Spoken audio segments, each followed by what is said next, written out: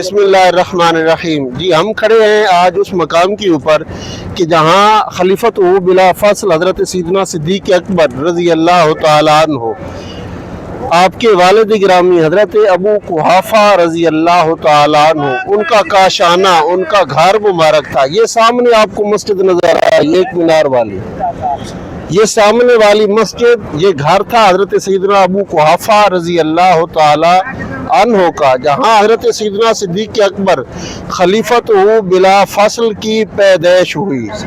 दुनिया इंसानियत में ये हज़रत सैयदना सिद्दीक़ अकबर रज़ी अल्लाह तआला अन्हु वो वाहिद शख्सियत है कि जिनकी 4 पुश्तें बयक वक्त सहाबी रसूल हुई। हज़रत सैयदना सिद्दीक़ अकबर रज़ी अल्लाह तआला अन्हु खुद सहाबी रसूल अफजल बादल अम्बिया, तमाम अम्बिया के बाद हज़रत सैयदना सिद्दीक़ अकबर रज़ी अल्लाह तआला अन्हु ईमान के लिहाज से अफजल व आला, अल्लाह रब्बुल इज़्ज़त ने आपको मकाम अता फरमाया। आपके वालिद गिरामी हज़रत अबू कुहाफ़ा रज़ी अल्लाह तआला अन्हु हिजरत के फ़तेह मक्का के मौका के ऊपर ईमान लेकर आए। हज़रत सैयदना सिद्दीक़ अकबर रज़ी अल्लाह तआला अन्हु, आपके बेटे और आपकी बेटियां जो है वो ईमान लेकर आई।